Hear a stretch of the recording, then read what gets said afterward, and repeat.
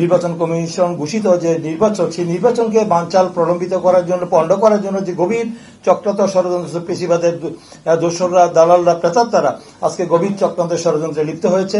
কিভাবে সেই নির্বাচনকে পণ্ড করা যায়, বর্জন করা যায়, প্রলম্বিত করা যায়, নন ইস্যুকে ইস্যু করে আমরা দেখতে পাচ্ছি পিআর টিআর, যেগুলা যে পিআর এই দেশের ক্ষেত্রে প্রযোজ্য নয়, এই দেশের মানুষ বোঝে না, সেটা এই দেশের মানুষ মানবেও না, সেই প্রত্যাখ্যান করবে। সেই বিষয়গুলি নিয়ে আজকে তারা এই দেশে একটি আরো বিভিন্ন ইস্যু, যেগুলো নিয়ে সংস্কার, বিচার, এইসব অনেক ইস্যু নিয়ে তারা কথা বলছেন।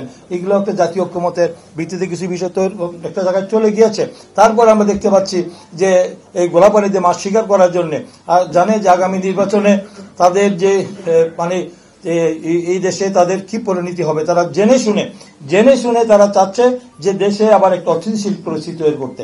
আমি জানি যে এই দেশে বাংলাদেশের মানুষ গণতান্ত্রিক মানুষ, কোন চক্রান্ত ষড়যন্ত্র তারা সহ্য করবে না। তাই নির্বাচন ঘোষিত সময়ের মধ্যে নির্বাচন হবে। কোন পিয়ার বলে অযৌক্তিক দাবি উত্থাপন করে নির্বাচনকে পণ্ড করা, বর্জন করা কোনো অবস্থাতেই সম্ভব হবে না। তাই আমি মনে করি যে ফেসিবাদের কোন দোসররা আবার বাংলাদেশে যেন পুনঃপ্রতিষ্ঠা হতে না পারে, যারা এই দেশে আবার পুনঃপ্রতিষ্ঠা হওয়ার জন্য তাদের যে লুটপাট করেছে, দেশে যে প্রায় 30 লক্ষ কোটি টাকা যে তারা বিদেশে লুট করেছে, সেই টাকা দিয়ে আবার দেশে একটা অস্থিতিশীল পরিস্থিতি তৈরি করে তারা গোলাপানিতে মাছ শিকার করতে চায়। সেই বিষয়গুলিতে আমাদের মাথায় রাখতে হবে।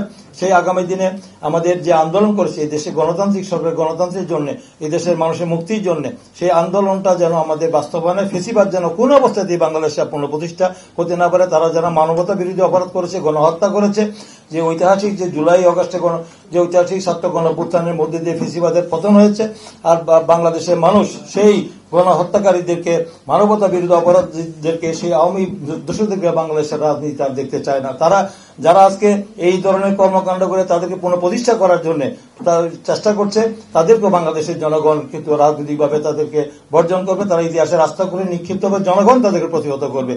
আগামী দিনে যদি এই ফেসিবাদের দোষকদেরকে আবার পুনঃপ্রতিষ্ঠা করার, পুনর্বাসন করার জন্য তারা অযৌক্তিক দাবি তুলে নির্বাচনকে পণ্ড করতে চায়, তারা ইতিহাসের রাস্তাগুলোতে নিক্ষিপ্ত হবে, জনগণ তাদেরকে বিচ্ছিন্ন হয়ে যাবে এবং বাংলাদেশের রাজনীতিতে তারা একটি কলঙ্কজনক অধ্যায় সৃষ্টি করবে। তাদেরকে জনগণ কোন অবস্থায় গ্রহণ করবে না।